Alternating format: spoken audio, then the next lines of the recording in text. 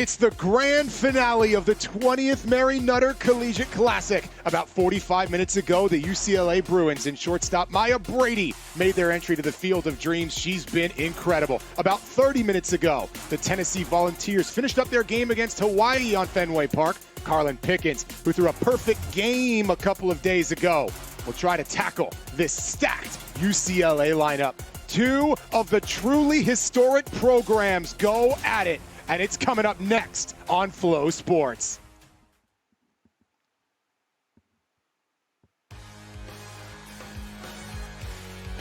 This is truly the capstone here at the Mary Nutter Collegiate Classic. We have seen it all. We have seen massive home runs, nasty strikeouts, huge upsets, favorites dominating, and now it all comes to this. Tennessee and UCLA, two programs that have written and rewritten the record books in collegiate softball. They go at it now from the Field of Dreams. It's Wrigley here at Mary Nutter. Happy to have you along for this one. Corey Brooks and Nicole Mendez with you. Nicole, this one truly a clash of the Titans. We get two teams coming in, playing some great softball. They are absolutely loaded, and we have two of the genuine deans of the sport at the helm. Karen Weekly, the head coach for the Lady Vols since 2002, the solo head coach since 2022, 8 Oklahoma City trips, experienced, ready, and fully understanding of what it takes in a game like this. And I mean, look at this Tennessee lineup. Obviously, your eye goes to Kiki Malloy. She just broke the RBI record. She is an absolute monster at the plate, but Riley Russ in the 2 spot and Destiny Rodriguez, who has come clutch several times for them this year. This is a stacked lineup for Tennessee, 1 through 9. No question about it. That's certainly the case for both teams. And it will consistently be a genuine battle. Both these teams have players that can hit the cover of the softball, but there are two really good pitchers in this one as well. And so it promises to be an absolutely incredible matchup. Tennessee, for them, this is the back end of their doubleheader. It was a run rule walk-off against the Rainbow Wahine about half an hour ago. So they beat Hawaii. And when we talk about hot bats, Nicole, Tennessee literally just did it. They're going to be feeling pretty good as they take on this Bruin team. Yeah, and we talked about it last game. The ability as a team to come in and create momentum and then carry it into your second game whenever you have a doubleheader, that's huge. And for UCLA, they have been waiting all day for this. Whenever you have those afternoon, evening games, you're itching, you're antsy to get out and get ready to go. So for them, they're ready to get this big matchup underway. UCLA, they had a couple of missteps earlier on, but a big win against number 5 ranked Tennessee, well, that'll put them right back in the midst of things. No question. This is a resume line for either team. Tennessee looking to continue and capitalize on that top 5 ranking. Off of that trip to Oklahoma City, bringing that core back. The entire college softball world knows what this Tennessee team is capable of, but so many great rosters there, both familiar and new. You look right there, Alabama's been top 10 on the regular. Duke has been building and building and building here in softball. So there's so much competition now to get to Oklahoma City. But these are two teams that have so often been there. And of course, UCLA, quite possibly the most iconic team in the entire sport. They're continuing to get better, chasing that 11 through 15 to start. By the end of it, UCLA wants to be in that top 10, in that top 5. They certainly have the talent for it. It's just working those youngsters in, getting these reps. That's why you come and play in a tournament like this, Nicole, and in a game like this, it makes you better. Undeniably, and the ability to understand that this game, while in February, has major implications for rankings, has major implications, not necessarily for, okay, rankings aside, the experience that you learn from this game later on in season, later on in postseason, that is invaluable. And we got to talk with Coach I from UCLA earlier this week, and that's what she talked about. This is a young UCLA team. There is a lot of freshmen, a lot of inexperience, a lot of transfers. So for them, every time they have the ability to get a learning moment, they want to take full advantage. They embrace that moment of learning. And for them, this game right here, win, lose, rankings, no rankings, this is going to make them better for come postseason time. When the game's on the line, they're going to be a lot tougher for it. To that point, it will be a sophomore getting the nod in the circle for UCLA. On the other end of it, a sophomore as well for Tennessee. So both of them young and both unbelievably accomplished. What's pretty remarkable about both of the number 23s in this game, Nicole, they have both kept an opponent off the hit column already. A perfect game and a no-hitter between the two. They are just sophomores. It is an unbelievable level of talent we're about to watch in the circle. Absolutely, and throwing a perfect game, that is no easy task. So you know that's the caliber of pitcher Tennessee is coming with.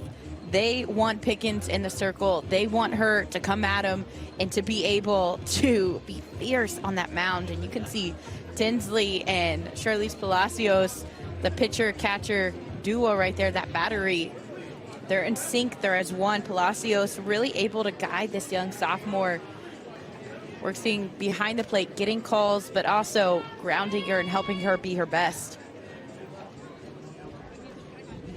Rick Cohen calling the balls and strikes. Scott Mayer over at first. Smokey Eds over at third. Our umpiring crew for our capstone as Taylor Tinsley warms up for the Brew Crew. A record of 2-4 in her 38 2/3 innings pitched. She has struck out 43 while walking just 12. A lot of responsibility on this youngster. She's going to go over 40 innings over the course of this matchup this early on in the year, and she's every bit up to the task. Absolutely, and from Tinsley, she has a little bit of speed to where you're going to see mid to high 60s and a lot of screw rise action. That is important because she's able to change planes on these hitters, make their eyes dance around, and she has a decent change. It's going to drop off of that table. The longer she goes, the better that changeup gets. Defensively, an unbelievably talented group for the Bruins. Maya Brady draws the headlines, of course, but you have to look at the battery here of Tinsley and Palacios. One of, and her coach believes, the best catcher in America. Charlize Palacios adds so much behind the plate. She will hug it out with Kiki Malloy, and we are just about ready. The 20th Mary Nutter has been awesome. We have gotten so much. And here is one of the headlines. Kiki Malloy rewriting the record books. Tinsley's first pitch up high, underway in the finale.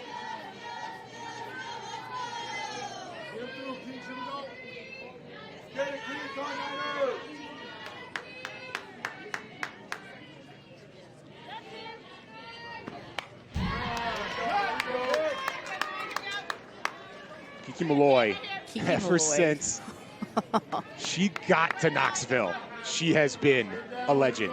And that legend has only grown these last few years that she's worn the Lady Vol uniform. You got this, kid. Here we go, babe.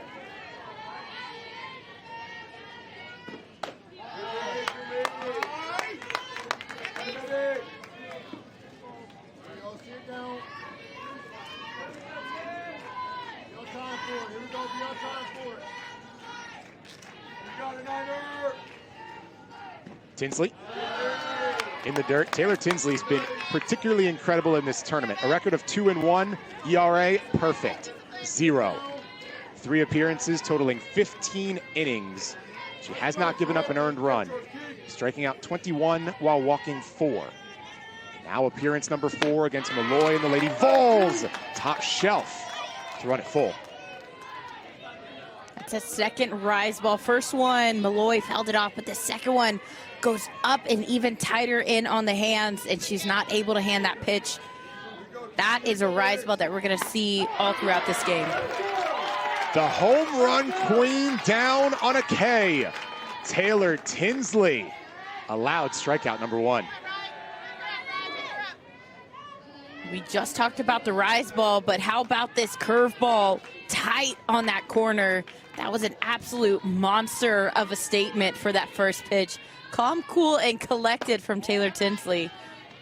She's got a lot of game left, but if you're UCLA, that's a great statement to begin this game. Riley West is the definition of bringing in a big stick. A 3-run shot against the Rainbow Wahine of Hawaii about an hour and a half ago. Maya Brady across the diamond, 2 up, 2 down.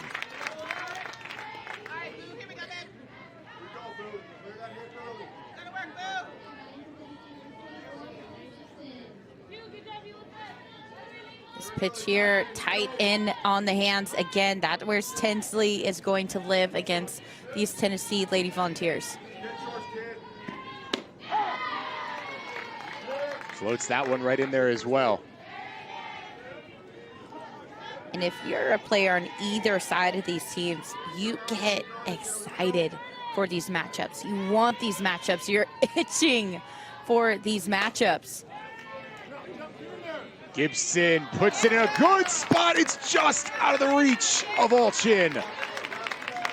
When you're coming off a career year, good things happen. McKenna Gibson, a 2-out single. That was a great effort by Allchin. Look how deep she starts. Dead sprint all the way in. It looked like she, at the last minute, had to turn her glove so she traps that ball instead of being able to have that little basket catch. A great effort. The Oklahoma transfer, Sophia Nugent, in now for Tennessee. The 3rd OU transfer in a row for Coach Weekly. The pipeline from Norman to Knoxville remains strong. Pooney, Donahue, now Nugent. All 3 of them exceptional additions.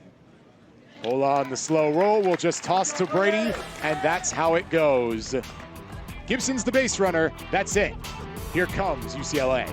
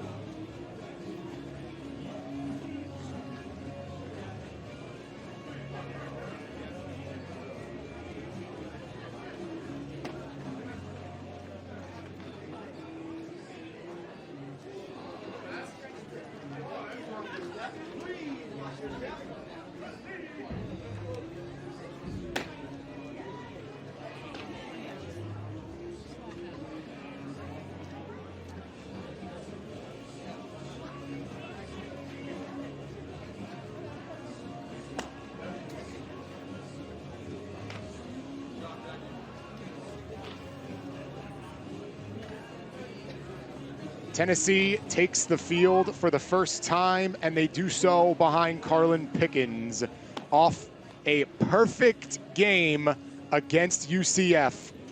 14 strikeouts. She has been unbelievable, and that UCLA batting order will have their hands full.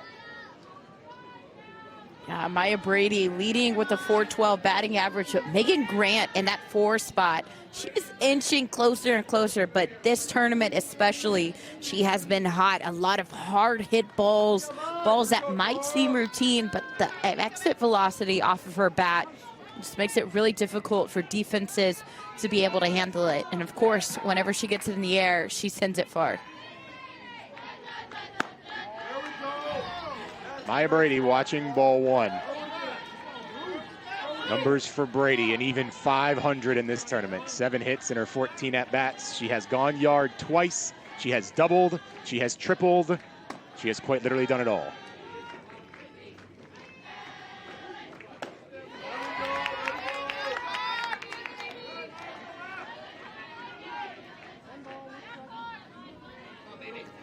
Tinsley just using the movement, that late break that she has on her screwball to get that to bail away from the lefty Brady. Pickens, again, that screwing action, but it dovetails too far away. Another one of the true legends of the game. Coach I, Elinoe Perez, watching on as her team tries to take the opening lead. The third coach at UCLA. 8 championships across. That's a nice little off speed.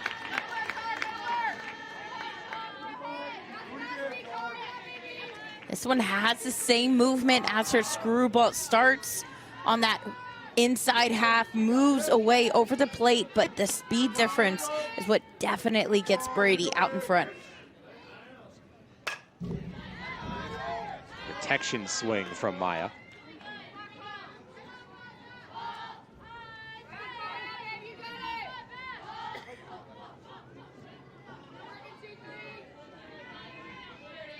Deep breath from Pickens.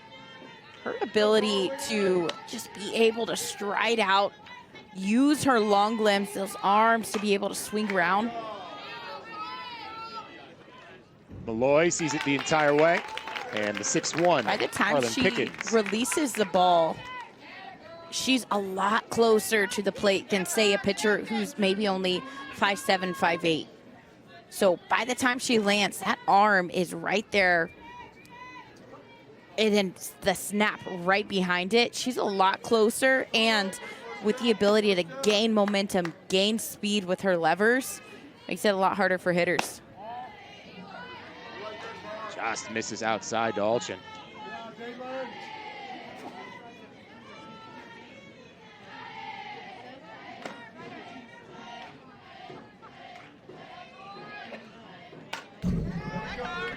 It's fitting here on Wrigley Field, which is brought to us by USA Softball.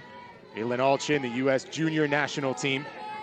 And we have plenty of bona fide USA All-Stars in this game, including Kiki Malloy, who we've already seen hit. There will be, in all likelihood, some Olympic representation in this game. That's a big hack right there by Alchin. Great placement by Pickens, low and inside on Alchin. She starts closed off. You can see that front closed off. So that low and inside pitch is almost impossible for her to get to. Pickens can place that consistently. She's in a good spot. Did not go. Smokey Ed says that Alchin held up.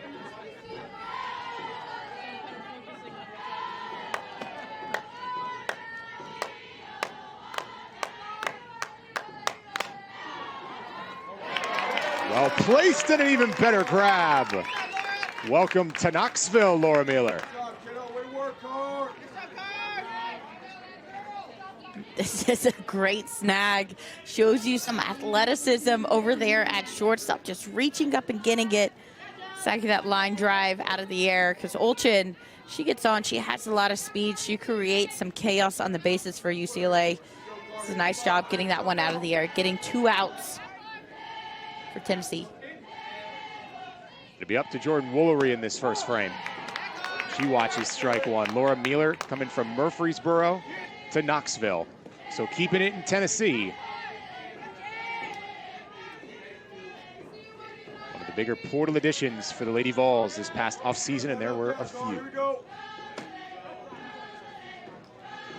Pickens asks for time and gets it. Another big bat to keep an eye on here.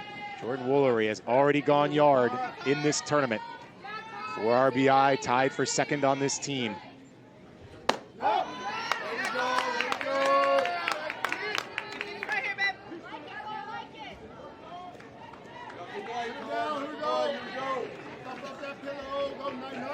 Watch Woolery's reaction. Wanted that one. That was her first strike and her second strikes. Hitting pretty on that low and away. And that exact same spot. Pickens hammers it home and picks up the strikeout of the talented Woolery. We've got 2 good pitchers. They're showing it.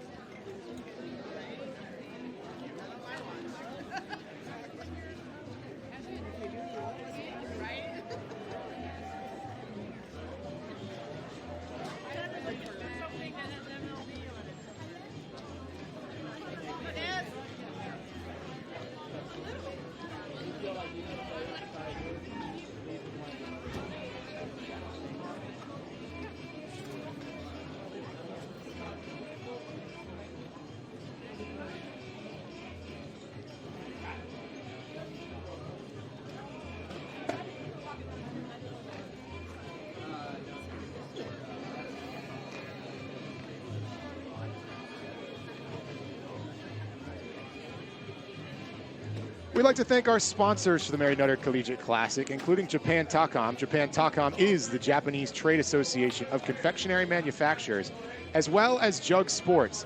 The Mini 3 Jugs machine is the easy answer to all your softball practice needs. Plenty of fans on hand for both these two teams.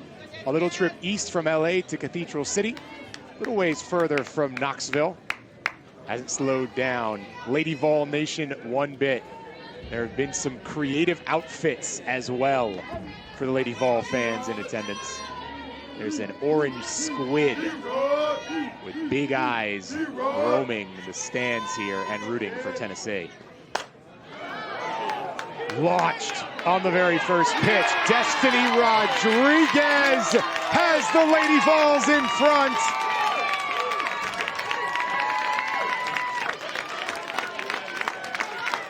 Destiny Rodriguez. How's that for a welcome to UCLA? First pitch, an absolute bomb out in left field.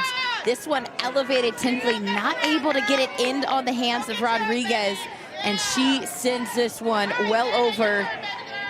That even hit a fan out there in left field. Gotta keep your eyes peeled and your hands ready for those. We've been seeing a lot of balls head out that way. Zetapuni very well able to do the same thing. The second home run of Destiny Rodriguez's career, and both of them have come against ranked competition. She went yard against a really good Baylor team and does it again here against UCLA. Here is Zetapuni. And she taken away. Meoño, the nice play in center. This one also over the plate, and Zetapuni, she drives this one. Meoño does a nice job getting underneath it. That was hit hard and then dying quickly. So noticing that, getting underneath that to be able to catch it before it falls off. Tennessee aggressive early in these at-bats, Nicole, trying to quickly get to the sophomore Tinsley. And you see in this batter, last name Leach, she is not the first Leach to play in this program. She has a twin sister. They both came in together, but had an older sibling as well, Kelsey Leach, who transferred from Texas Tech. And then she went over and played for Tennessee her last couple years. And then right behind her, sitting right next to number 55, the twin sister, is the fourth and final Leach, Aubrey Leach. She played at Tennessee as well. Taylor Tinsley, not caring about the history right now. She goes up top and Leach down swinging, but definitely an incredible legacy at UT. Tinsley, that late break, it's whenever she's able to keep that rise ball on the corners. She sees a lot of success with that pitch, but whenever she leaks it over the plate, over the heart, Tennessee, their bats are just too good. You can't be leaking pitches against a top team like this. Taylor Panel, outstanding in that game against the Knights of UCF, and she's had an RBI in pretty much every game here at the Mary Nutter Collegiate Classic. Right now, though, she's just trying to get on base and extend the rally that right now has started and ended with Rodriguez.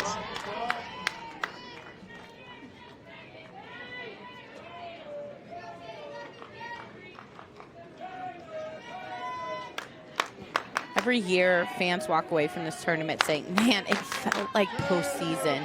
That was a postseason game we just watched. Teams walk away saying the same exact thing. And this matchup right here is something that you're going to see later on in regionals, super regionals, World Series.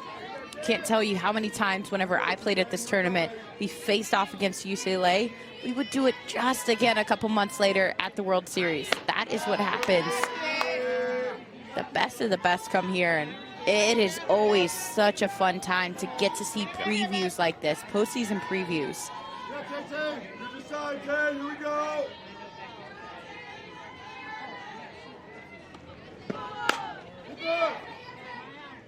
High chop to Maya Brady, who closes the frame. But it's Tennessee on the board. Destiny Rodriguez opens the scoring.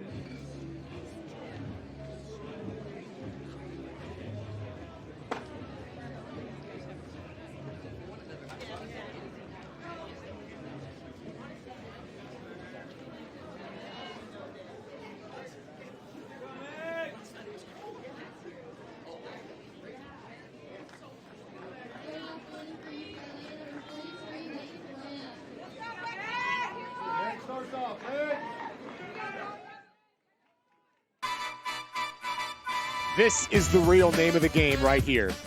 Wins matter, of course, but growing the game to the next generation, even bigger. And the three-time defending champions giving some autographs on their way out of Cathedral City. Yeah, a lot of young players. We've talked about it all weekend long. They wait, they sit, they watch, and they see these amazing athletes do incredible things, and they say, man, I want their autograph. I want to be just like them one day. I have an autographed ball from Kat Osterman that I got whenever I was 10. I had watched Team USA play, and I said, man, one day I want to play in the Olympics. And I kept that ball for as long as I can remember, and I got to see that dream realized. It is those athletes that get to inspire those dreams that inspire the next generation.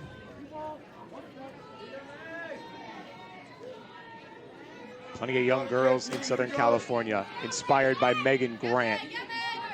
She's hitting .636 in this tournament and has been massive for the Bruins this year. You can see, even just by that foul ball, the aggression behind it. Look how quick her hands are through. She barely misses that one being fouled straight back. Lot of power at the plate.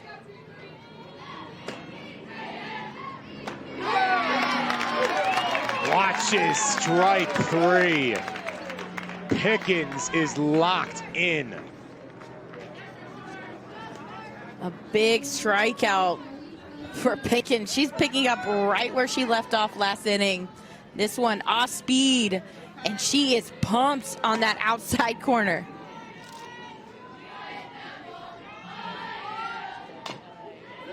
Charlize Palacios going after the first one she sees for strike one.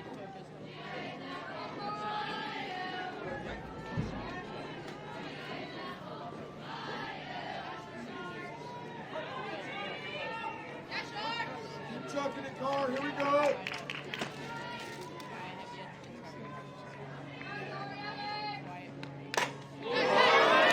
Palacios, a massive shot to the deepest part of the yard.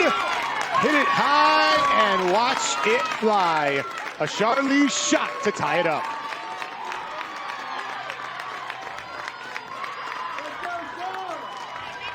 And a big stomp across that plate. Charlize Palacios lets this one elevated, get deep into the hands, and she sends it right back up the middle, well over the bleachers out in center field. And watch this stomp as she comes in. She is fired up. UCLA, they respond back to back. You hit a home run? All right, Tennessee, I see you. I'll raise you another. Charlize Palacios' first home run of the year, evens us at 1. Savannah Pola now trying to keep the good going.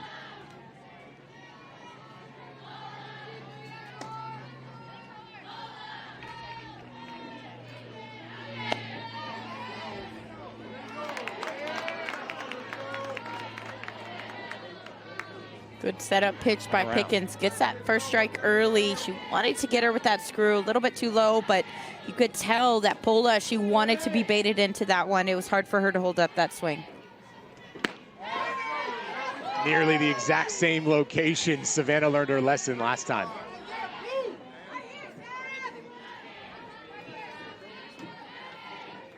This one more elevated than the last. And how about Sophia Nugent? Blink and you'll miss it. Those frames back there.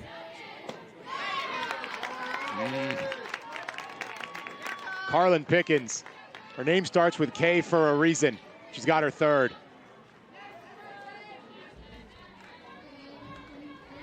This pitch dirty in its own right. That movement, it starts on the river on the inside half to a lefty and ends on the outer half of that plate. That's a lot of break as a hitter you got to be able to handle. That's really her first misfire of the day. That already marks 45 strikeouts on the year for Carlin Pickens. And we are still a ways away from conference play.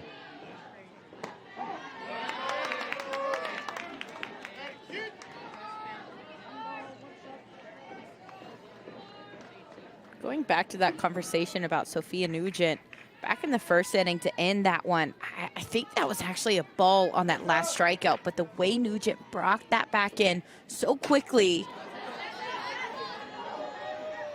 Pickens, no chance. That just is in the dirt. Even with the good stretch by Panel. It's a 2-out base runner for UCLA. Tessima Laulu on. This one popped up. It makes Pickens have to come out, and Panel, she's able to come out and get safely down to first. Gives UCLA a chance after all.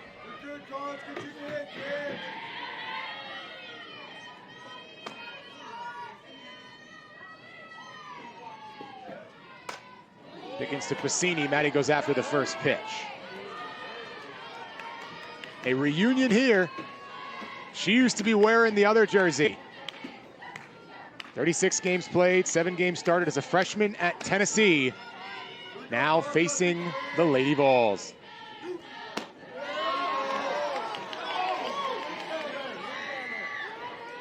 That pitch a little low, but notice Pacini's feet. She's a little closed off with that front foot.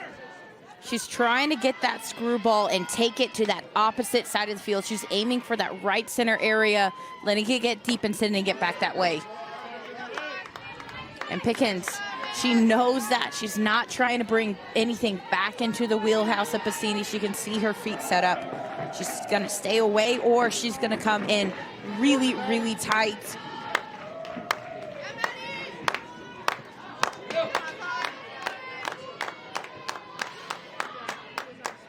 Pickens in the driver's seat.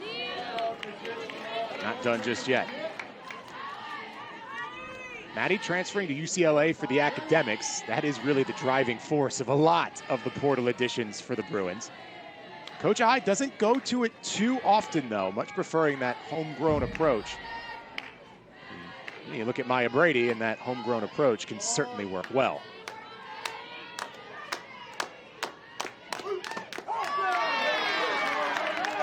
Painting again. Nugent knows, Pickens places, We're still at ones, but Charlize Palacios, you heard it off the bat. She smoked that ball, and she ties us at 1.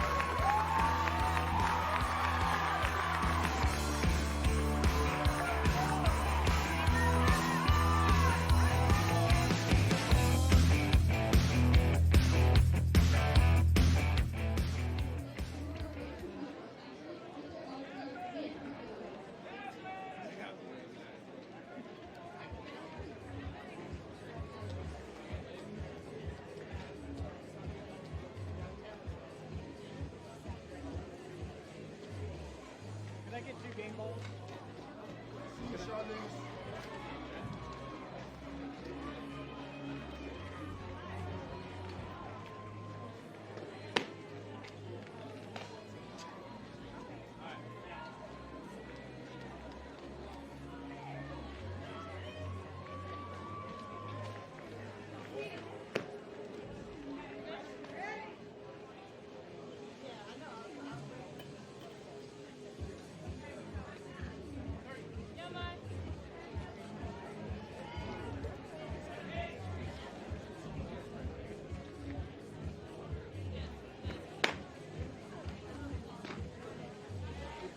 Need that spark, dudes. Here we go.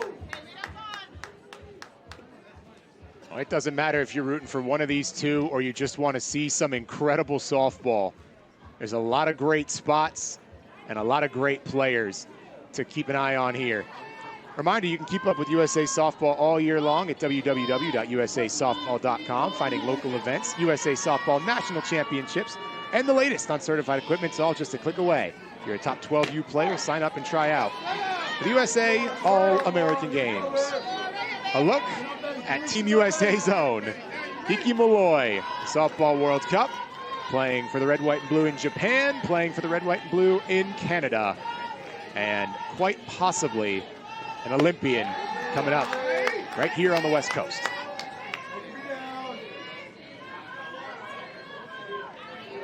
That 2028 Olympic dream is still alive and well for a lot of young girls, not only in college right now, but for that next generation.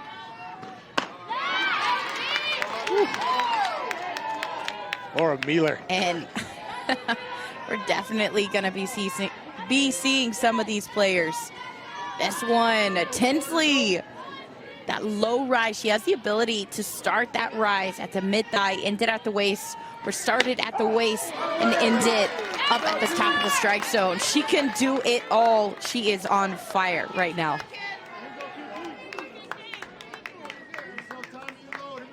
Mueller attacked heavy. You can hear the snap. Taylor Tinsley firing on all cylinders. And here is Team USA's, and also Lady Vol, Kiki Malloy.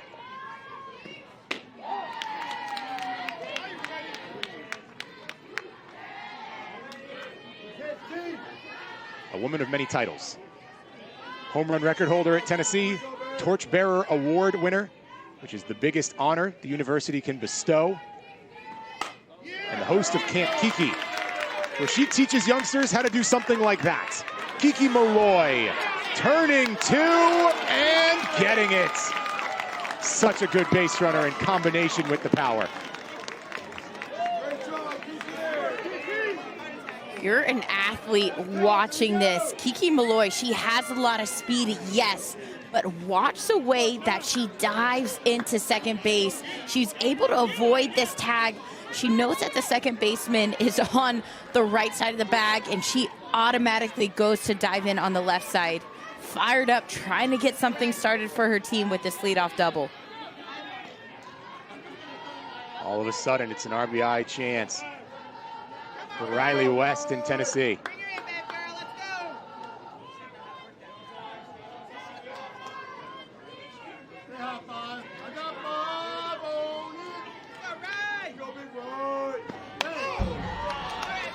Starting off to a hot start. Already picked up a Player of the Week honor a couple of weeks ago, courtesy of a 4 RBI effort against the Baylor Bears.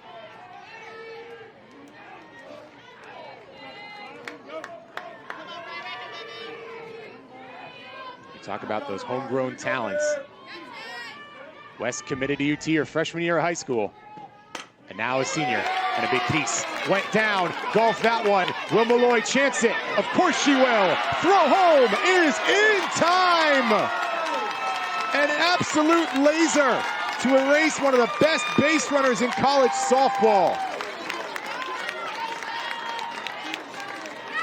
And Jaden Alchin, if you're an outfielder, you're waiting for this ball in your head, you know if it comes to me, Kiki Malloy is going home. This throw better be on point. And look at that tag from Palacios. Might have been a little bit of blockage there at home plate. But that was a great throw, nonetheless, out there from Jaden Alchin, out and left.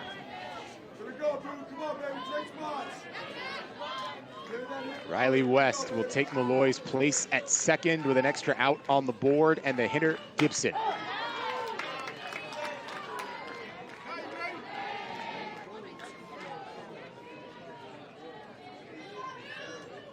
You got it, kid. Here we go, Will. Bring her in, babe. Sit on it, kid. Here we go, kid. Get there, get there. Slow roll, Brady fights through traffic, makes the play. Tennessee is able to threaten, and they nearly had it, but Alchin denies them.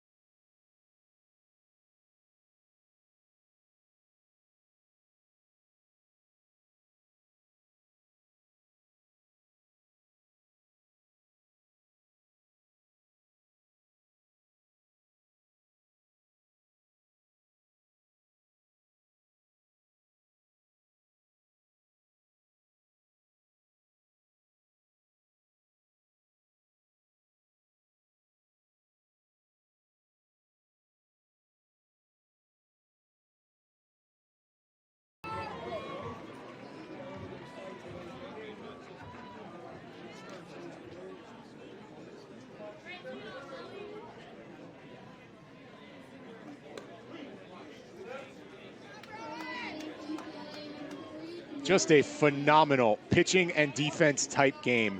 It is literally two pitches that have accounted for the entire scoring so far. A pair of solo shots. The only offense we have through 2.5.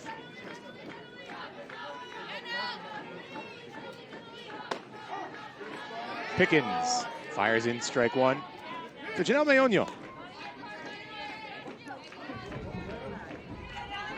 Bats for Tennessee came alive just a little bit.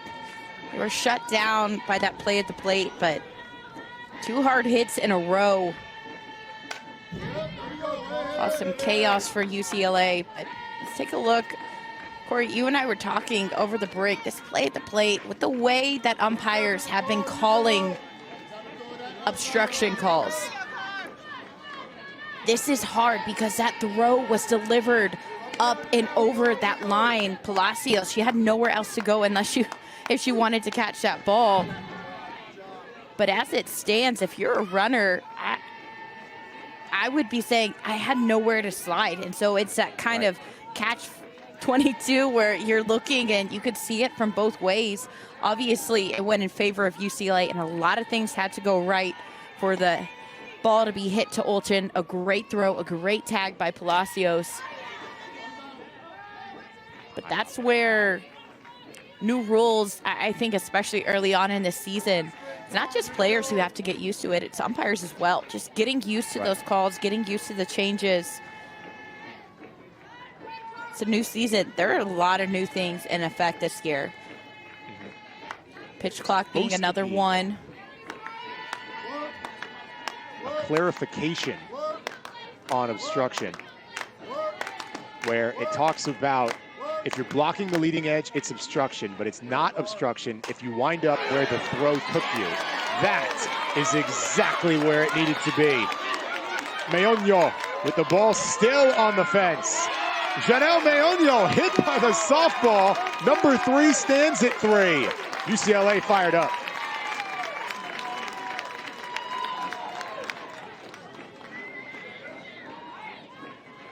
And this one, just a hard shot in between that infield.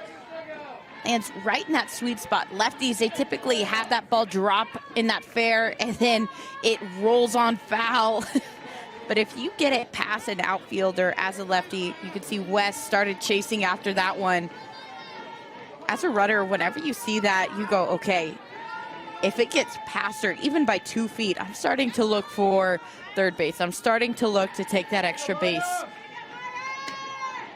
UCLA, great spot here with a runner on third and Maya Brady up. Janelle's opening triple of 2024.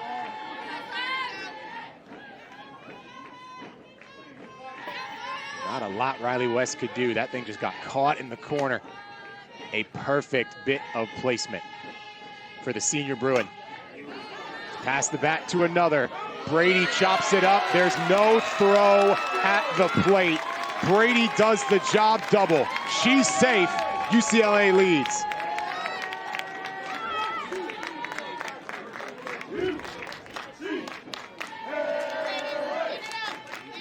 In this one, we've seen it multiple times, that hard chop into the ground right in front of the plate. Whenever you're a defender and you're having to wait for that ball to get down into the ground, you have speed, there's no play for you anywhere. You can see Weekly just coming out, talking to not just her pitching staff, but her defense, saying, we're fine, we're gonna respond back. For now, let's stay sharp. Defense, do everything that we can. Let's look for maybe a double play. But watch this one. Look how high it is. By the time Rodriguez is able to get that ball, Meoño, she's more than halfway to home plate. It would have to be a perfect throw, and even then, it might not be in time. Going to first was the only decision she had, but Brady, ton of speed. And screwball action right there, going up against right now one of the defensive heroes of our game. Caitlin Alchin, a great play from left. Nice off-speed screwball. Pickens has started to weave that into her pitch calling a little bit more. Keep UCLA off balance. Alchin's a great example of players recruiting other players. She had a 4-year career at Washington, playing over 160 games, goes into the portal, and Maya Brady reaches out, saying, hey, want to play in the same conference still? They were travel ball teammates before, and now collegiate teammates. Palacios and Meoño also on that same travel ball team. So continuity and chemistry for the Bruins of UCLA, and it shows.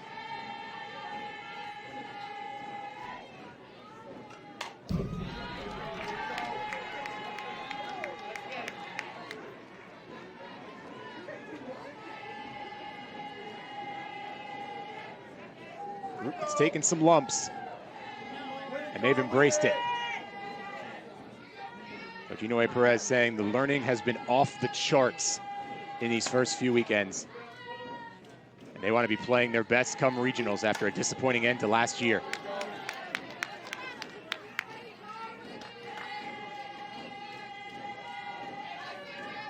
And ultimately, I think that's a coach's dream, is whenever you have a group of young talent. We talked about UCLA, they arm raise them from the very beginning. A young talent who's hungry to learn, hungry to know more. And they get these hard trials early on in their season, early on in their career. Those are things that you don't forget, whether you're a freshman or a senior, you remember those. And to learn that as a freshman early on, it's invaluable.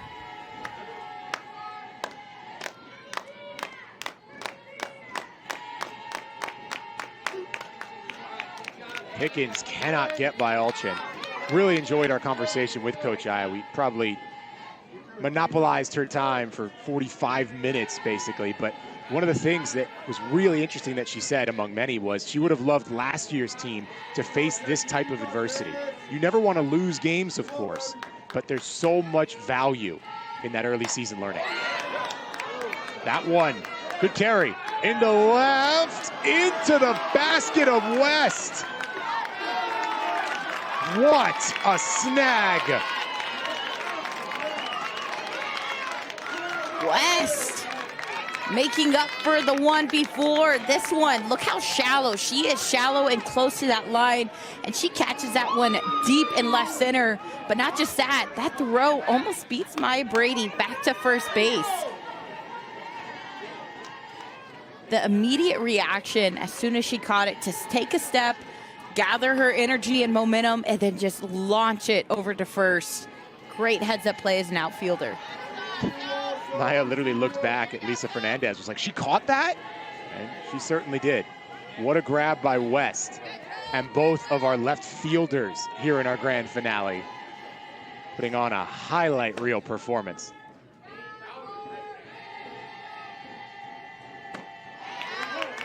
Jordan Woolery tried to go down and grab it, but it was not there.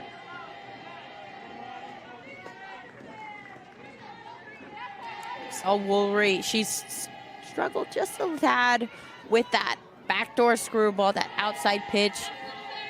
She wants to go get that pitch so bad, but as a righty, you need to let that screwball travel closer in on the hands.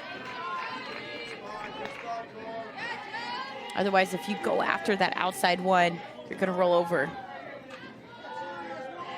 That's the pitch she wants, but good job by her recognizing that pitch started on that inner half of the plate. By the time it gets to her, she knows with the movement of Pickens, it's going to be over. Jordan Woolery having success this year and building on it.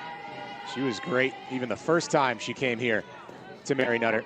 Went 3 for 3 with a home run and a double against Northwestern Wildcats last year. Apologies to our broadcast partner, Sid Supley, if she happens to be watching.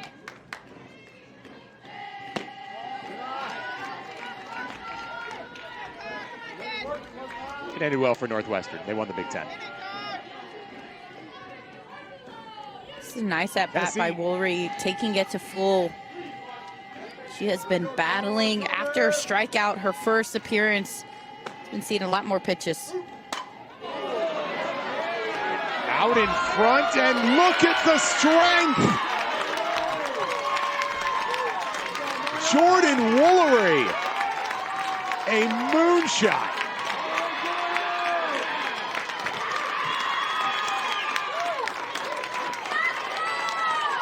If you thought about counting out these UCLA Bruins, that home run should make you think again. This screwball, a little bit too much over the plate. We've seen that with Pickens just a few times.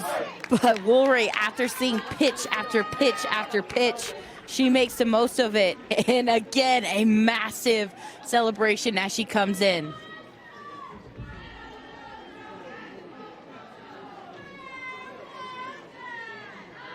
In the middle of the California sun, that was still a rip straight to the moon.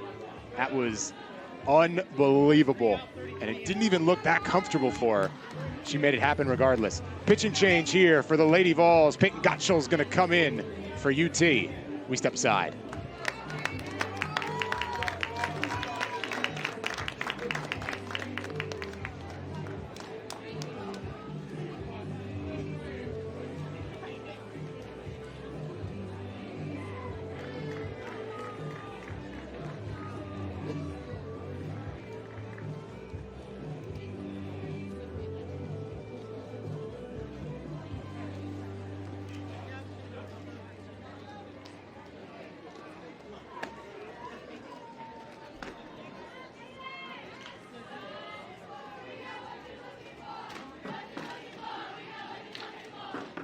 Suffice to say, Jordan Woolery likes playing at the Field of Dreams.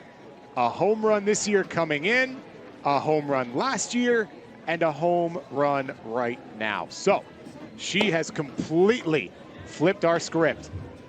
And Tennessee turns to Peyton Gottschall, a record of 3-2, 34 strikeouts to just 3 walks on the year in her 25 innings pitched.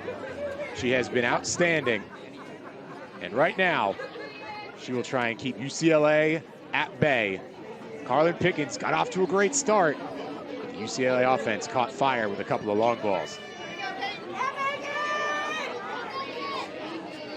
And this is the strength of Tennessee, to be able to have a pitcher who threw a perfect game against a good team just the other day get chased out of a ball game, and then you replace her with another amazing pitcher in Gottschall who can do the same exact thing. She starts it out with strike 1.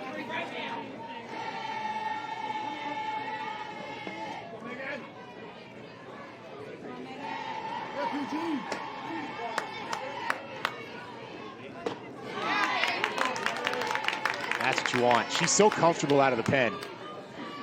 Had the UT save lead last year. Did start plenty, about 20. He is happy to roll in any way. Grant watching it. Gottschall comes in and fires 3 straight strikes. Talk about standing on business right there. That rise ball at the top of the zone, and Grant doesn't even realize it. That movement, so deceptive.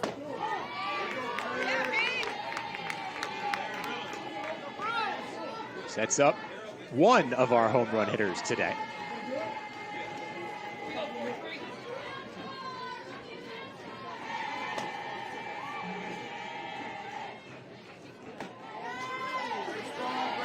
UCLA, they're going to have a little bit of change in their approach to their at-bats. Gottschall, she has predominantly rise balls that she likes to throw in there in a fantastic off-speed. So you're going to have to battle both of those pitches, 2 different zones. On a hop, Mealer, another nice play over at short. But the long ball, very much in play today. Jordan Woolery out in front, doesn't matter one bit. That's what you put in the strength training for. She knew it right away. Her Bruins score 3 in the frame and lead by 4.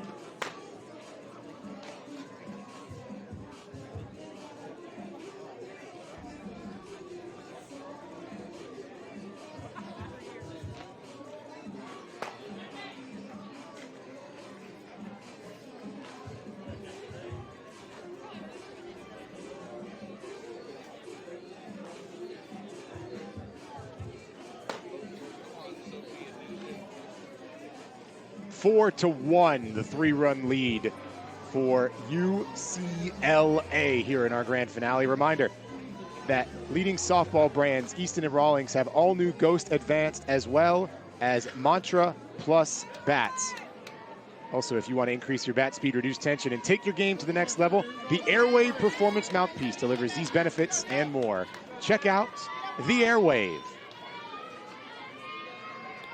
All of a sudden, if you're Taylor Tinsley, you're feeling real good.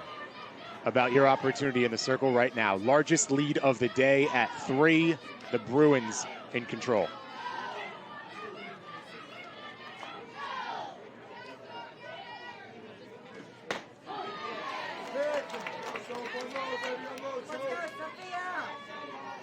Tennessee, though, last time they were up to bat, they had a couple of hard hits in a row. They were threatening. Looks like they might get a run across. For Tinsley, knowing that you have to stay tight on those corners. Whenever she leaked over, just even an inch, not by much, but just an inch. Those Tennessee players, those bats, they have so much power behind them. They were able to grab hold, make some great hits happen.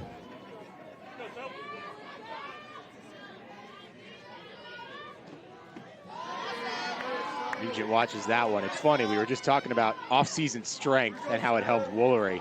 A little bit different in the offseason for Sophia Nugent. Back when she was at OU, she played in a men's fast-pitch softball league in the summer, routinely going against 70+, and she really feels it helped her power game, and the numbers, they bear that out. Went after that one high. Watch it fly. There is the power of Sophia Nugent.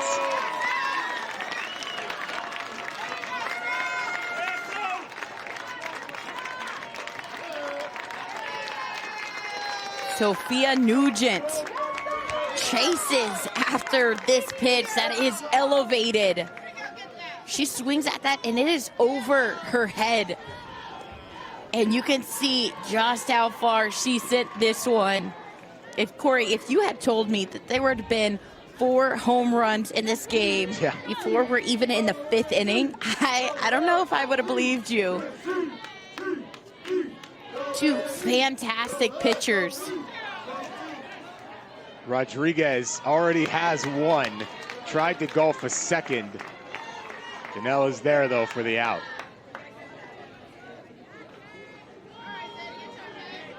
Pretty wild.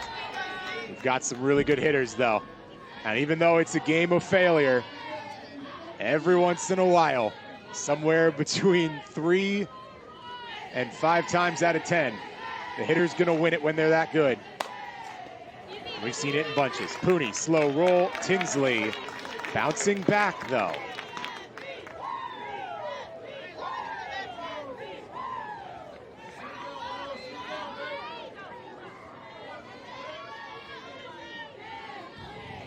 I just talked about whenever Tinsley leaves that ball, even though it's elevated, she leaves it over the plate. That is when Tennessee has been able to get a hold of pitches. That last pitch to Pooney, tight in on the hands. That was a good pitch.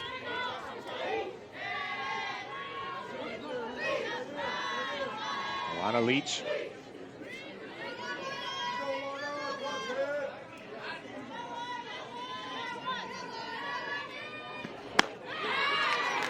Going after that. Look at the resolve from the youngster. Give up your 2nd home run of the day, doesn't matter.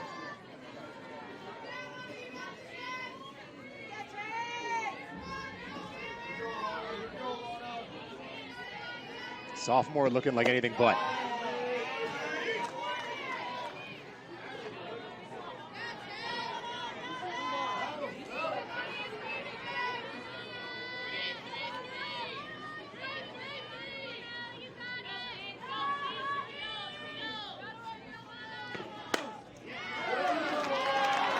Right up the middle.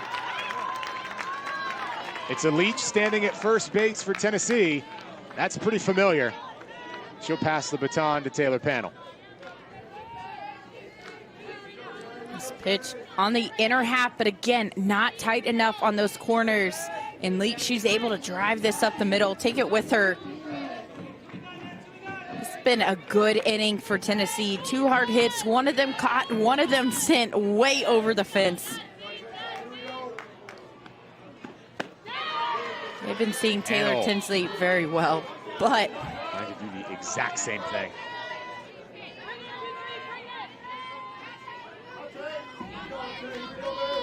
Tinsley going up and in, tight in on the hands of Panel.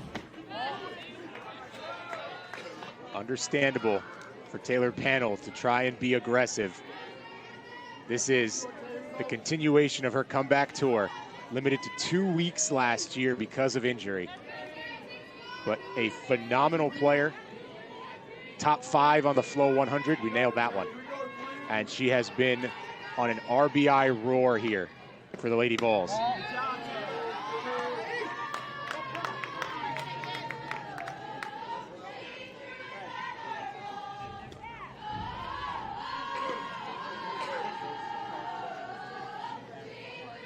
Palacios going to go talk to her pitcher, Tinsley. I think in this moment, just kind of the way she approached her, I think she sees something, just giving her a little bit of a tip. Quick tip, quick mention. What pitch do you want? Let's go. Let's get in, get out. Get back into the offense, score some more runs for you.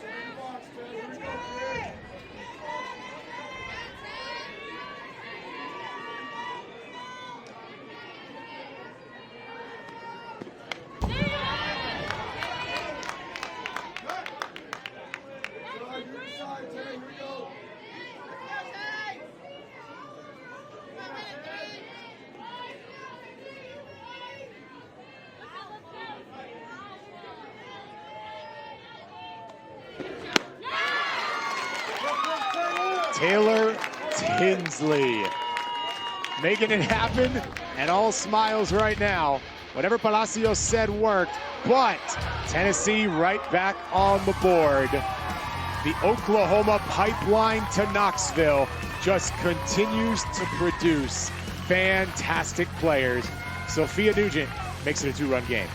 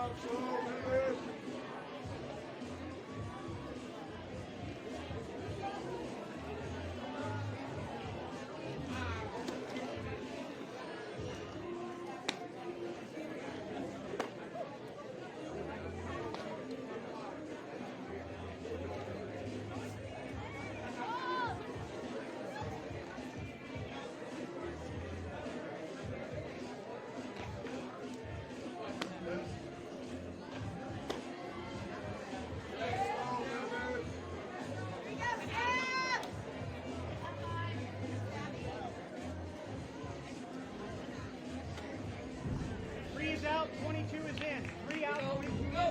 Playing position 6. Number 2 playing position 5. And number 24 playing position 3.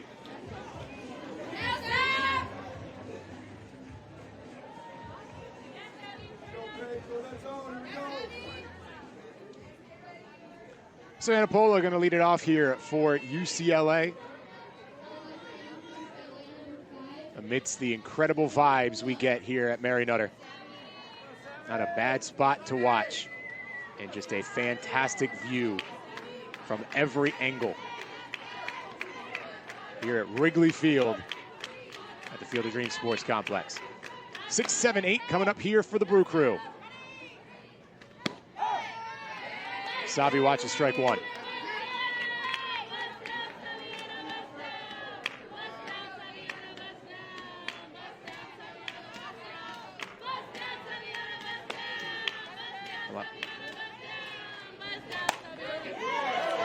Watching on, that's right up the middle. Malloy whips it in. Pola on the board with a base knock. Pola, nice job staying through this one. This is an off speed that's slightly elevated. That's why she's able to get a hold of this one. But the extension from Pola, that's what gets this ball up the middle, hit hard enough to get through that infield. And it feels like UCLA has been a little bit relentless in those first few pitches against Tennessee. They definitely have an attack mentality. They're looking to hunt early in the count and make things happen. It's interesting there, seeing Nugent pop up.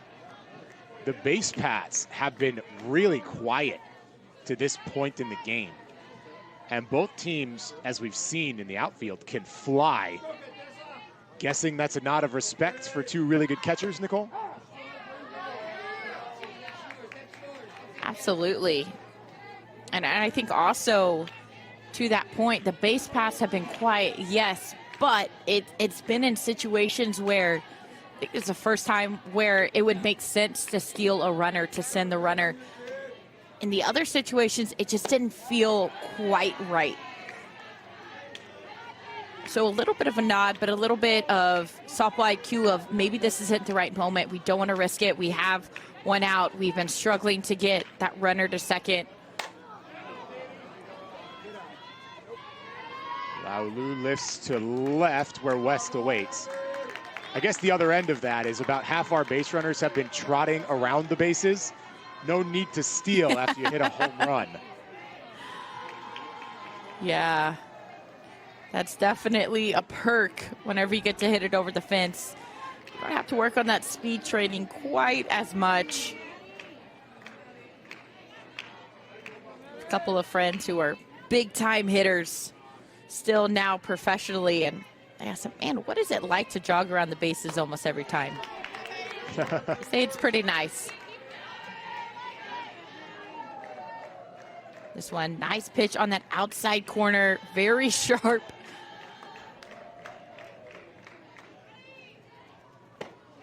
She goes right back to it right there. We've seen different speeds around the base paths, though. A couple of the youngsters, especially when it's their first home run, they sprint around even after the home run. They just want to get into that huddle and celebrate with their teammates.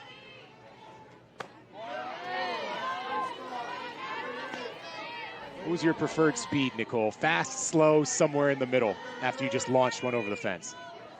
Oh, I don't launch them over the fence as often as Jocelyn Allo, but I have learned that whenever you do, enjoy it. Take that time, jog around. Ball with a nice grab. That is one that Coach Weekly called. Said the youngster may very well be one of the best defensive middle infielders by the time she's done in Knoxville. Beautiful grab right here, and she turns to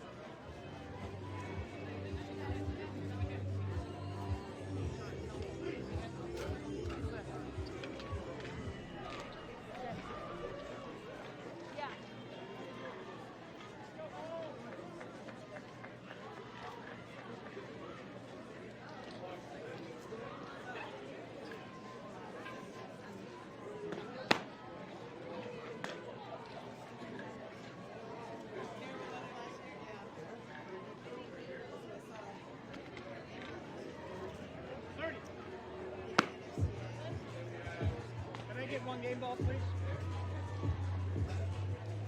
Sorry.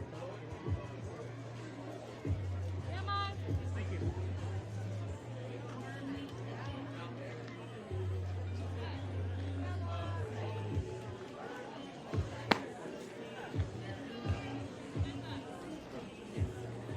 Bonet, a proud partner with Mary Nutter, where we have gotten some unbelievable conditions.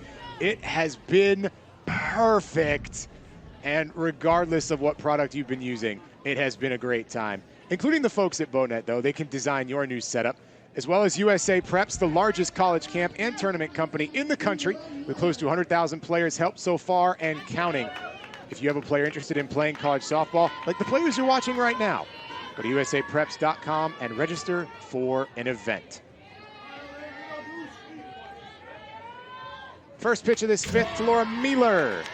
Straight back for a foul. It really has been a perfect tournament, Nicole.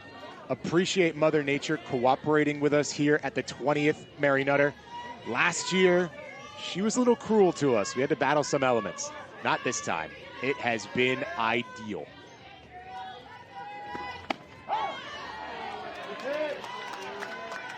Ideal indeed. It's that time of year when everyone's finally sick of the cold weather. They're excited that things are starting to warm up. For me, that means, okay, softball season is about to take off.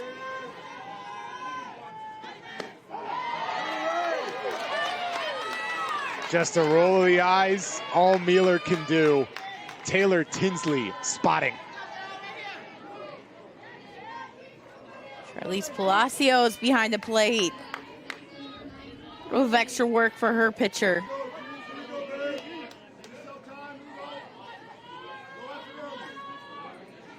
Kiki Malloy. 1 for 2, watching strike one. We have had the pleasure of watching Kiki Malloy grow up right in front of our eyes here on FloSoftball. Remember back in her freshman year, she was a youngster in Puerto Vallarta, Mexico in 2020. And I'm on the phone with Coach Weekly and I ask her, so you've got this impressive freshman. Her dad's Lawyer Malloy, so she's obviously got athleticism. Do you think she'll play here right out of the gate? And Coach Weekly says, well, she hit a home run off the scoreboard, off of a tee. So yeah, she's gonna play early. And she has been phenomenal since.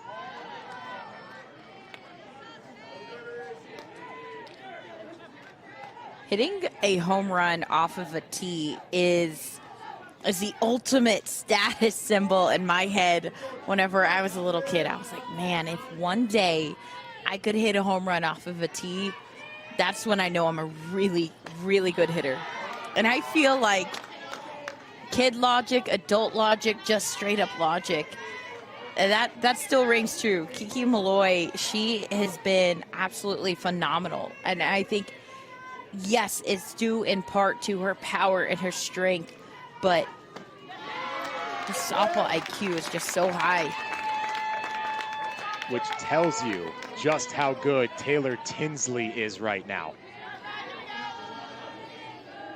That off speed is starting to be peppered in more and more and more, especially after last inning.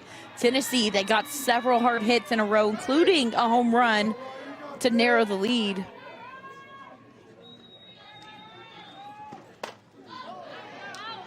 Tinsley, she's been mixing it up. It's the thing with this game is the offense has come so suddenly, right? You want to go, oh, one of the pitchers is settling in, the defense is locked in, and then all of a sudden a ball is sent high into orbit and the game changes.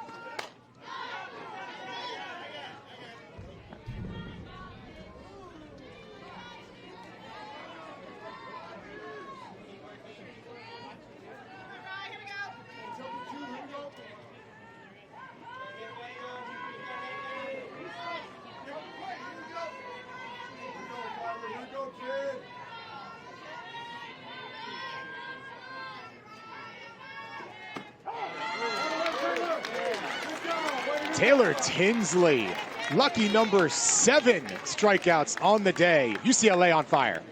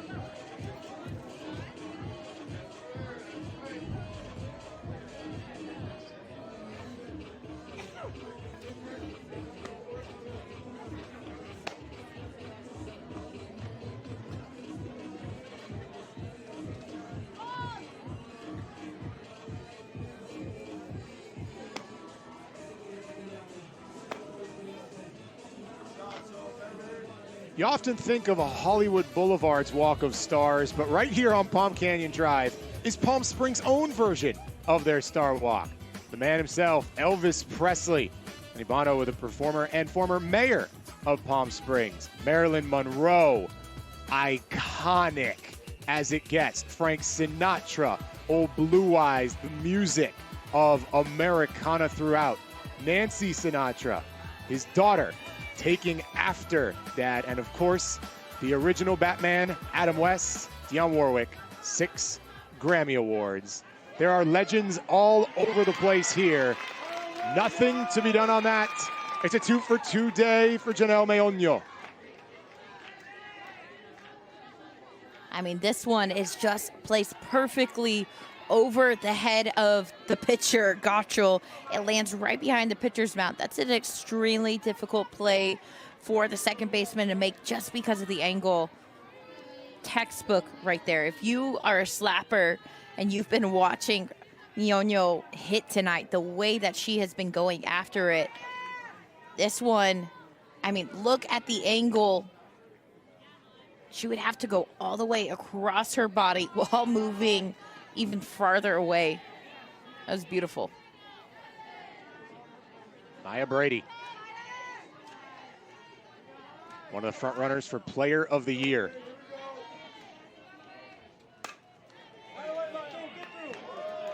Manages to catch the glove of Rodriguez, and that's it. Back-to-back base knocks. Here come the Bruins. This one not doing too much. Doesn't get all of it, but just enough. See how far up the middle Rodriguez has to go just to be able to reach that ball, much less make a play on it.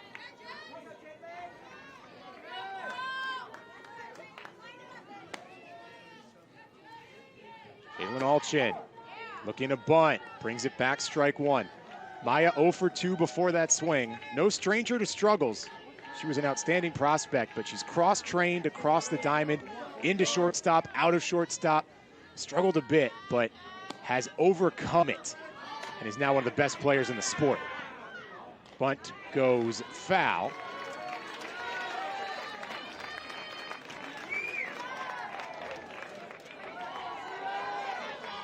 Or did it? Saw a dead ball called, but nobody's moving back.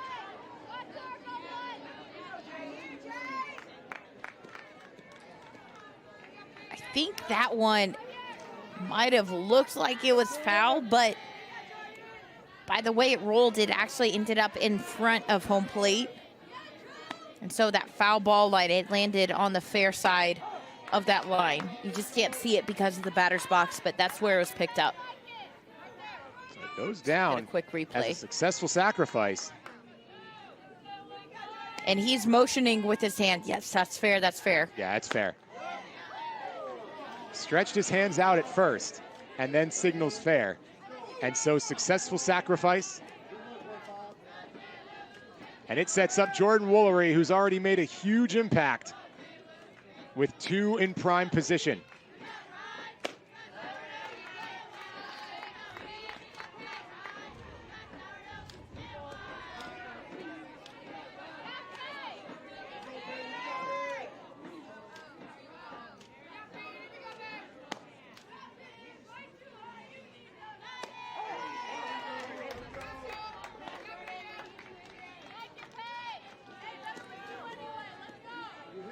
The thing that I've seen most from UCLA is their ability to get runners on over and over and over and over again. They have done such a good job. They're not relying solely on the long ball. Yes, they have had 2 home runs already, but they've had runners on. They've made chaos. They've made noise on the base pass. And I've only felt that from Tennessee once. To that point, just 1 runner left on base for UCLA. One of the big reasons why, these bases have been cleaned up. Woolery was out in front, and it did not matter one bit. Her strength shows, she rockets it. And UCLA has been rolling since. Now Woolery goes the other direction. Leach had room, throws home. And UCLA continues to get production from Woolery. Meoño comes across.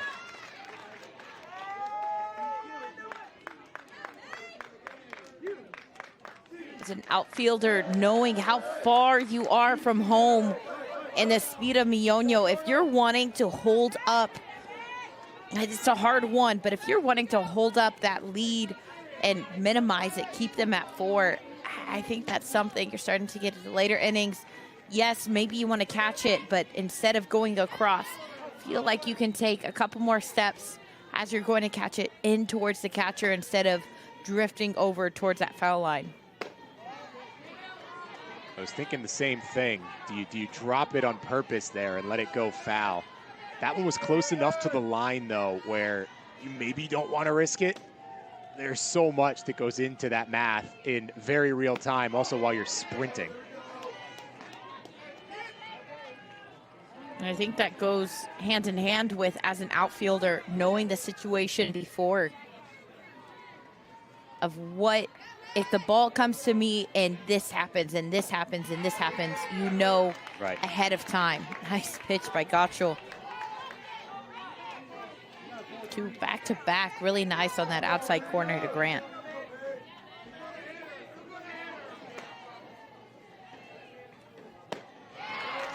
Grant down hacking. Brady stranded at 3rd, but still, UCLA converts. A little small ball. Sack bunt, sack fly. Bruins by 3.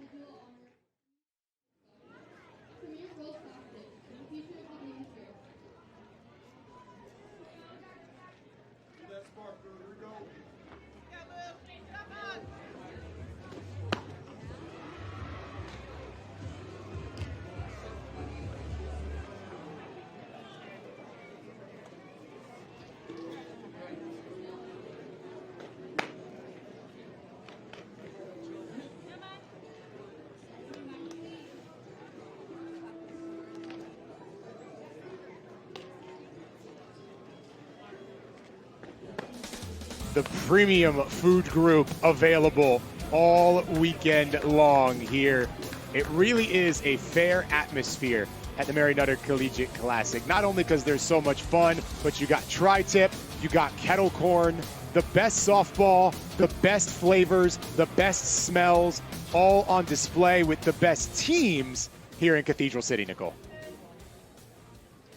Oh, sorry, Corey. Were you talking to me? I was still daydreaming.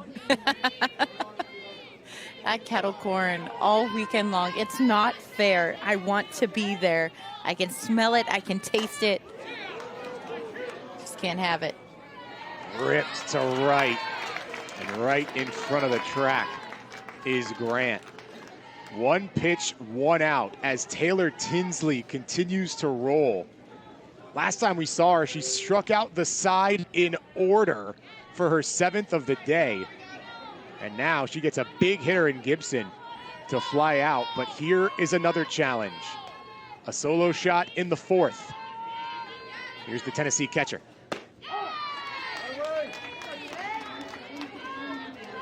And both of these pitchers have been making use of that outside corner.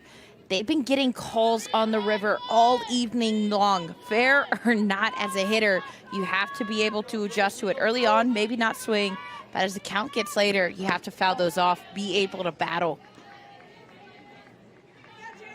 I think that's why Nugent, she was so excited to get that high pitch. She said, finally, something that's not in the river. Elevated, I can handle. Let's send this.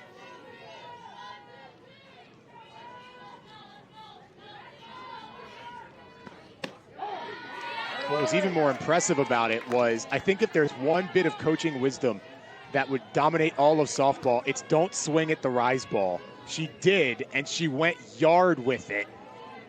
An unconventional player in Sophia Nugent.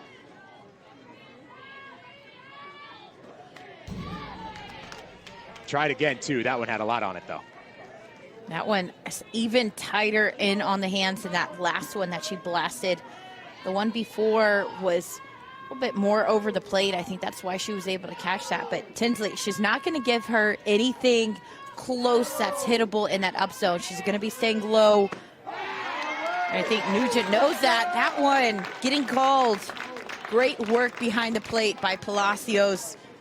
She is doing work. I can't even count on one hand how many pitches she has gotten for her pitcher. That one is a ball, and the way she brings it up, frames it, makes it a strike. Taylor Tinsley putting together a career outing right now against one of the nation's best teams, and she comes with another strike to Destiny Rodriguez.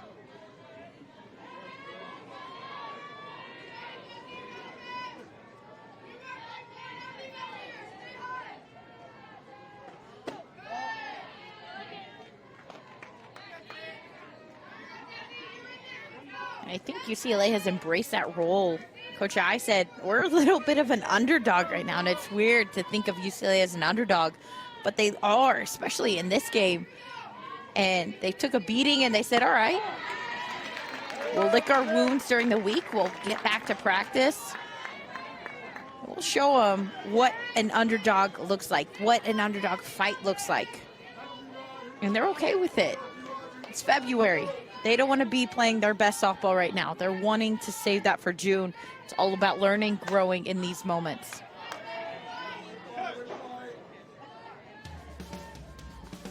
One of the few misses from Tinsley today. It was Destiny for Tennessee. Destiny Rodriguez hit it to left. That opened us up, and we've seen plenty of offense since.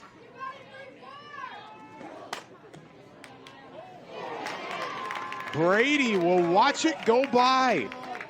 Do not see that often.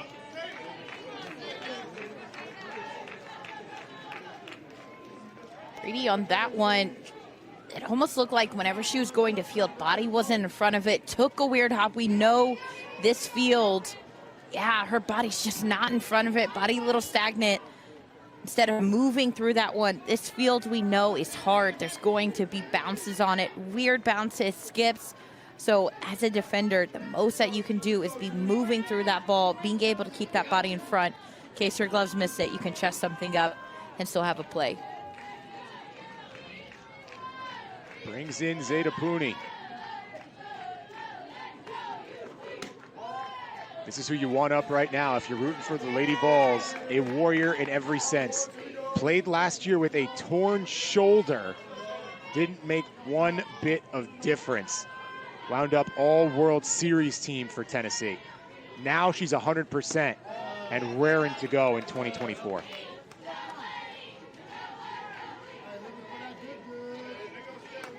She has a lot of power. Her first at bat had a hard line drive up the middle. Got the K. Last inning, but Tinsley, she's starting to see Tennessee coming back, being able to make a little bit more solid contact. She gets behind 2-0 here. See Palacios call time, just talking to her pitcher, assessing where she's at, assessing what do you want to do with this pitcher? This is what I want to see. She's done a fantastic job behind the plate as well.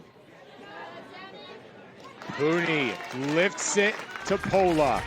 The huge bat avoided. Taylor Tinsley is having an unbelievable 24 hours.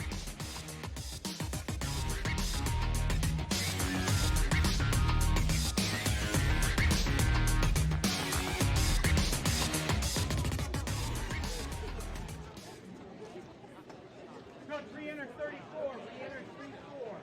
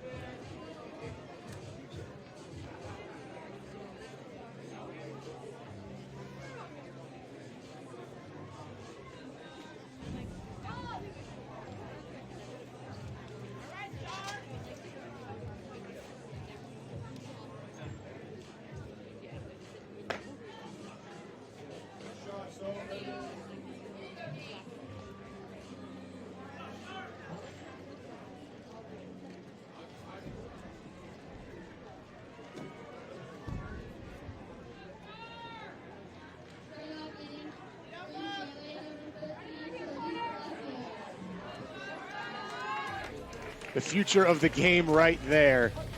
And a lot of it starts with PGF, which was founded in 2009 and today crowns the unquestioned national champions across 9 age divisions. Gotchel coming home with one that is launched into right. It goes and goes and goes. The second home run for Charlize Palacios. It's the Palace of Charlize in Cathedral City. It is just her world, and we are living in it. Hit one out and left. Now she's going oppo. And that one is well over. You can see all those girls well beyond those bleachers running to that one. She has been dominant at the plate, both at the batter's box and behind the plate, framing for her pitcher. Charlize's first hit as a Bruin was a 2-run home run. Now she'll go multi-home run day. Career-defining stuff against Tennessee. Bounce back, winds up in the glove of Mealer.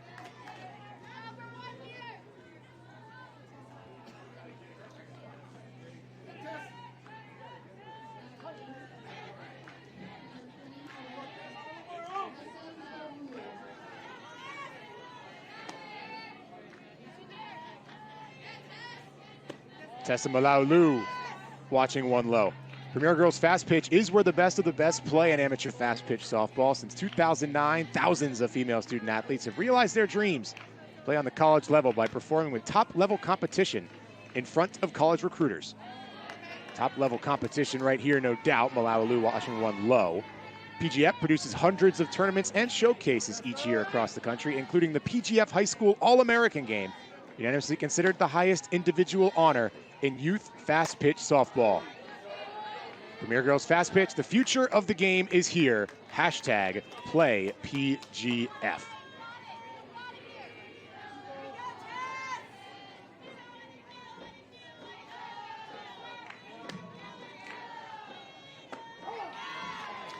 Malaulu watching outside.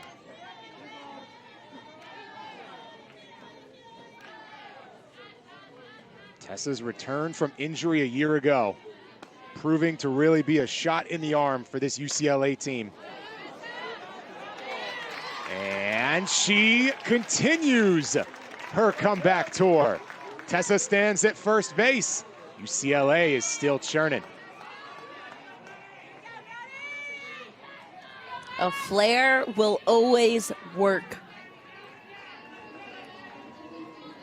Every time you get it in no man's land, you're gonna get that flare, you're gonna get on base. It is basically softball law. There, it's a rule. That one a little bit up in the zone from Gotchel. Nice job handling that pitch, taking it to get that single. It was a good adjustment by Gotchel on that last pitch too, to be able to recognize, okay, that one, that rise ball, it was out of the zone, not enough. Let me bring it up a little bit more, get that swing and miss. That one of the Gasso-isms, Nicole, a flare will always work. I feel like every softball player says that. I don't know. Most of the softball players I know are OU softball players, but I mean, there's been a lot of pro players say it as well. So I feel like it's a common knowledge, just as don't step on the chalk line, you know, just one of those things that you just know. May not feel good, but hey, you get on base. Wanted that one. Gotcho has to wait.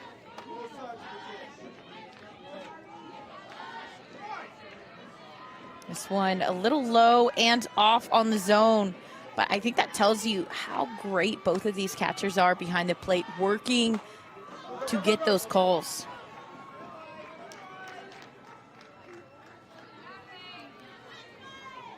A little in-betweener there, but like I said, working to get those calls. They have been getting it, and I think that's why Gotcho wanted that pitch.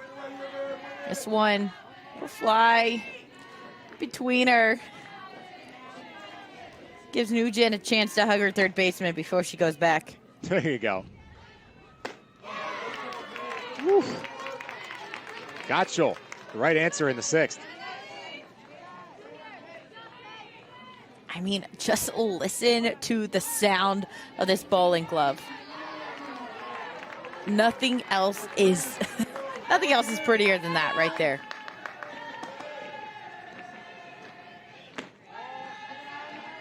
She was one Tennessee knew they wanted right away. She faced the Vols as a freshman at Bowling Green, and she goes in the portal. First visit was to Knoxville.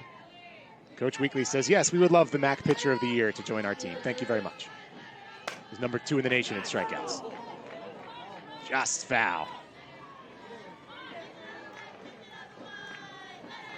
Mionyo, she has been one who has gotten some things going for this UCLA lineup.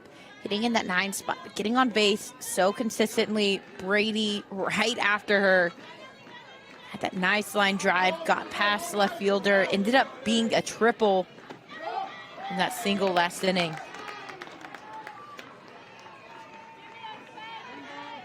Quite the day for the pair of former teammates at Arizona, now Bruins. Janelle Meoño and Charlize Palacios. Both making the trip a little further west together. Dynamic duo. Just enough to keep the inning going for the Bruins. And this is what you want if you're rooting for UCLA. 2 on base for Maya Brady. This one hit hard into the 5-6 hole. You saw how close up Gibson was at third base. Didn't have a lot of moment to react. It was just ball goes right past her in that 5-6.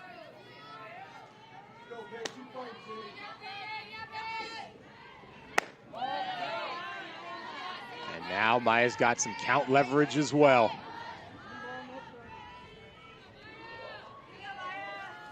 Ducks on the pond, don't leave them on.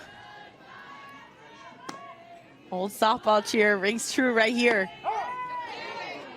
Already top RBI mark coming in to this game for UCLA.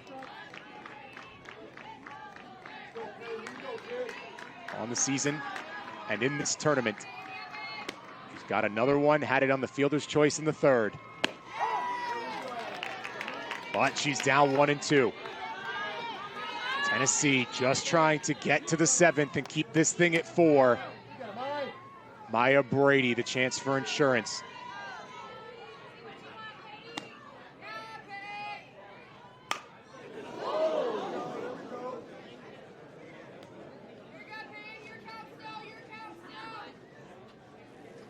That one tight in on the hands of Brady. Knee height. The way she's able to get to that pitch, I don't even know how that speaks to the quickness of her hands.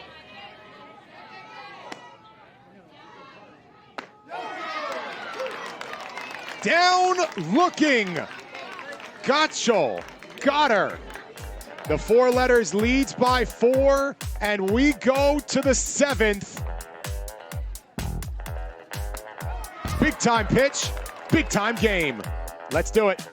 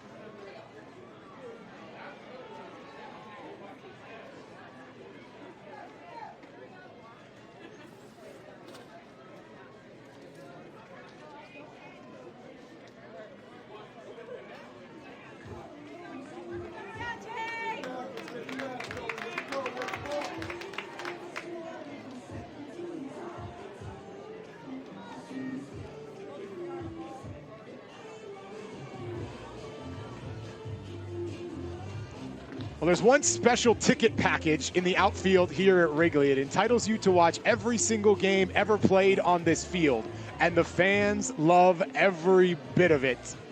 A tremendous atmosphere always here at the Field of Dreams. The energy is unmatched in this tournament, Nicole, not only because we get fans from all over the country and we get the best softball teams, but there is, as you look out at the view at Wrigley, something you just don't see a lot of. Big league dreams, Chicago. You got Fenway.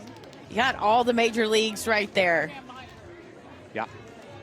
Where else can you go from the Windy City to the Bronx to Beantown, all within about a 1-minute walk of each other? 7-8-9 for Tennessee. Taylor Tinsley fires in ball 1.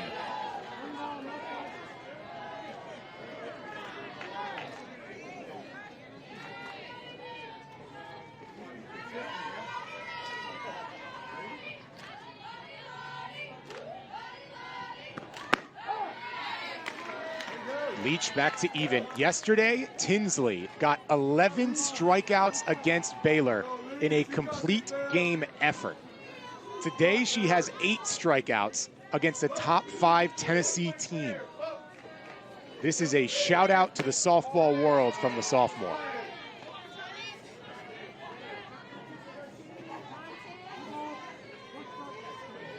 She's definitely an arm that is going to be relied on heavily for UCLA. That's typically how they have their pitching staff. Like to have a predominant ace, but then a couple of backups, and I think it's pretty clear, as this weekend has shown, Tinsley, she is the one for the job. Her stuff is dirty. Came into this game with double the innings of Caitlin Terry, who was number 2 in this tournament. Jada Cecil throwing 3 1/3. So that is pretty clearly the format for the Bruins. And when they have the list of legendary pitchers that they've had, including the one who will stand at first base when they're on offense, and Lisa Fernandez, no surprise, you get that dominant ace again. Leach trying to do all she can.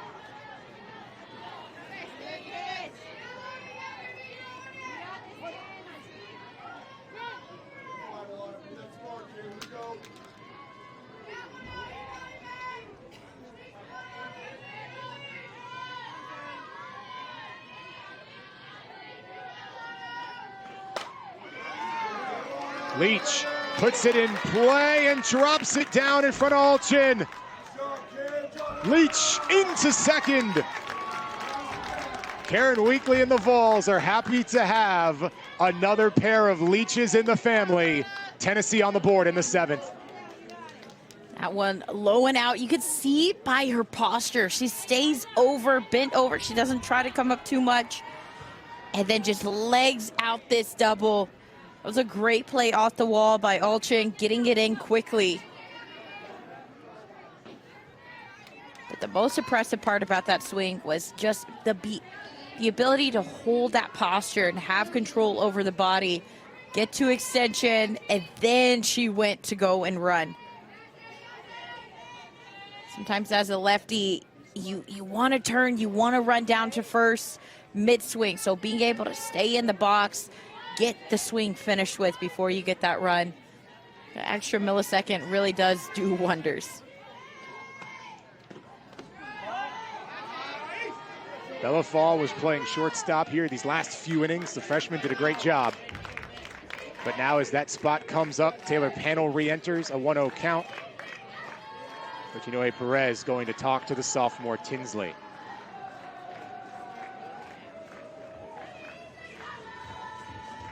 What an outing this has been for this battery. I think both of them have shined so strong in this game. Palacios just getting so many calls for her pitcher, left and right. Pitchers that are clearly in the river. And then for Tinsley, being able to stay in this game, every time Tennessee adjusted and they got a couple hits, she adjusted immediately, right away. And she's the pitcher who is aware of what's going on. She's not throwing mindlessly. She's able to adjust, move her pitches up 1 inch, out 1 inch. River area, just off the strike zone by about a ball length, and it's where Tinsley has lived. Both of these teams still great competition coming up. UCLA is off to Judy Garman to take on the likes of Michigan, Florida, Weber, and DePaul. Tennessee gets back home for the Tennessee Classic in Knoxville. Starts on March 1st. But still a lot to be decided with Leach at second and no outs here in top 7.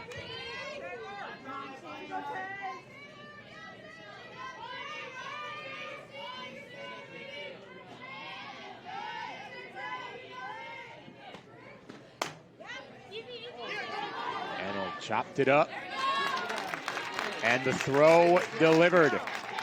Tinsley doing a little bit herself. She's done that all day.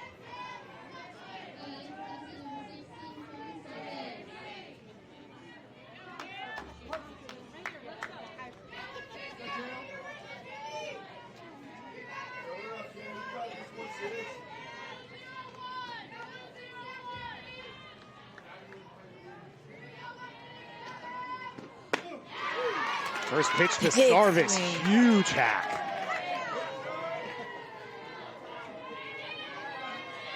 Here, Tennessee, one swing right now won't tie up the game. Don't try to do too much. Easier said than done, but look for those lower pitches from Tinsley. Those are the ones that they have been able to square up. Being a hard out, getting lots of pitches, battling. But zoning those pitches down, zoning those pitches on the plate. Sarvis had a huge swing against UCF, 4 RBI and 1 rip, her first career grand slam. The hometown kid grew up about 90 minutes away from Knoxville. Right now, just trying to extend this game for Tennessee.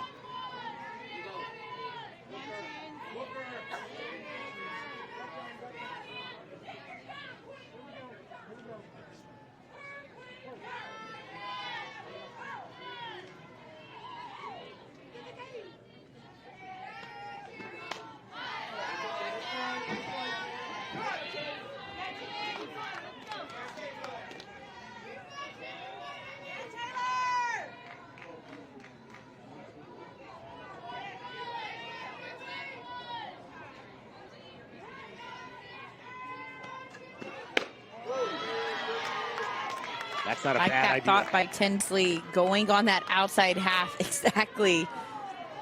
She went in hard, worked that lower half. Okay, let's treat her to an up pitch, but let's do it off the plate, see if she chases. We've seen 2 aggressive swings from her. That's absolute filth from Taylor Tinsley. She has 20 strikeouts in about 24 hours, and Tennessee is down to their final out. But it's Kiki Malloy. Kiki used to being in big time situations. She has battled, only had success once, 2 strikeouts against Tinsley. She has been on fire today. Here, I'm looking at my stat sheet and just see K littered all throughout these innings. Such an effective job working through the zone. 9 today for Taylor Tinsley, 11 against Baylor for an even 20 over the course of her last couple of games.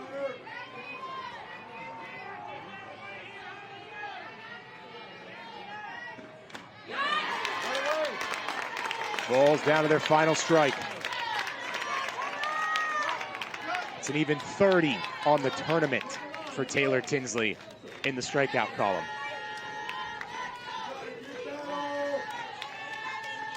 Pac-12 pitcher of the week inbound. Tinsley comes home, chopped up on the backhand. The throw is not in time. The speed of Kiki Malloy will keep Tennessee alive.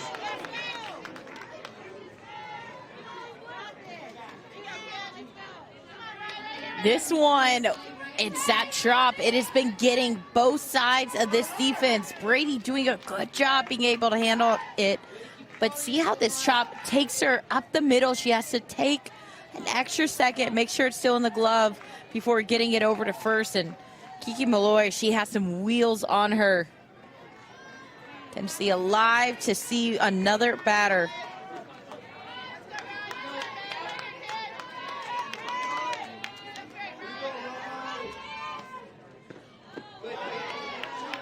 Half swing, enough of a swing for Riley West.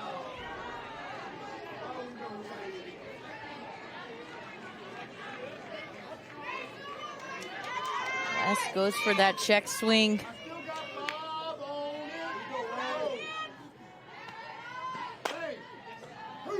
West chops it up.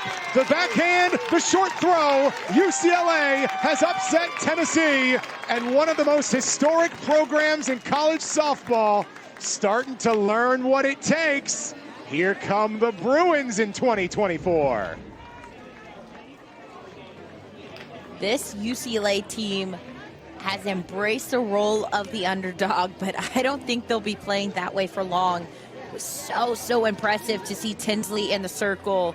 She has been working all across the zone, but the offense, that is what UCLA has been waiting on. I mean, home run after home run after home run. Charlize Palacios, she had 2 in this game. That was her first. And every time she was met just like that. And there's her second right there. UCLA, they are working on all cylinders. Lots of high fives, lots of smiles, a lot of learning for this young team. An unbelievable showing in all phases. Taylor Tinsley is the headliner. A complete game 2-run effort on 9 Ks, and UCLA gets it done. This is a mammoth undertaking here at Mary Nutter, and we've given you all 75 games on all 5 fields here at the Big League Dreams Sports Complex. And so a massive shout out needs to go to our entire crew: AJ Godinez, Frank Galvin, Alex Gomez, Sam Sanchez, Corey Hines, Mark Satterland, Annette Romero, Christina Vanella, Blake McGinnis, Alex Gomez, Greg Sandercox, Josh Miller, Cruz Sanchez, John Daly, Jeremy Hopper, John Claybrook, Gabriel Alemán, and our VP of production, Joe Baker, producer Don in the truck, making it all happen, and director of production, Lou Pantoja. So a shout out to Don Cardone and everybody making it happen here all tournament long. UCLA, the final headline here as they get it done in a massive upset and a potential World Series preview. For Nicole Mendez and our entire team here at Flow Sports, I'm Corey Brooks. This has been a presentation of the Mary Nutter Collegiate Classic and Flow Sports from Cathedral City, California. Be sure to stay tuned tomorrow for more softball action starting at 12 Eastern, 9 a.m. Pacific across the Flow family of networks. This has been our grand finale, UCLA 6, Tennessee 2. It's a Bruin upset. Good night from Mary Nutter.